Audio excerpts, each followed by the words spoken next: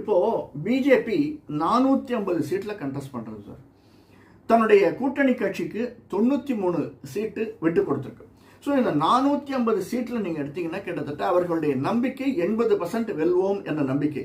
80% பார்த்தீங்கன்னா அப்ராக்சிமேட்டாக 350 சீட் தனியாகவே நாங்கள் ஜெயிக்க வேண்டும் என்று அவர்கள் முழங்கி கொண்டிருக்கிறார்கள். ஏன்னா 450 சீட்டில் முதல்ல நிற்கிறாங்க, அதுக்கு ஆள் இருக்குது. அதனால் 350 சீட் வெல்லும்னு சொல்கிறாங்க.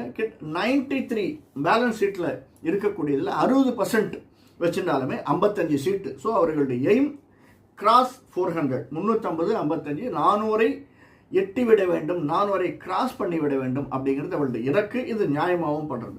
ஆனால் கான்ட்ராஸ்டாக காங்கிரஸ் எடுத்துக்கோங்களேன், இந்த 543 சீட்டில் அவங்க நிற்கிறது 300 சீட்டு தான் சொந்தமாக நிற்கிறாங்க அப்ராக்சிமேட்டாக. இந்த 300 சீட்லேயே அவர்களுடைய வெல்லக்கூடிய பர்சன்டேஜ் பார்த்தீங்கன்னா அவர்களே சொல்வது 50% தான்.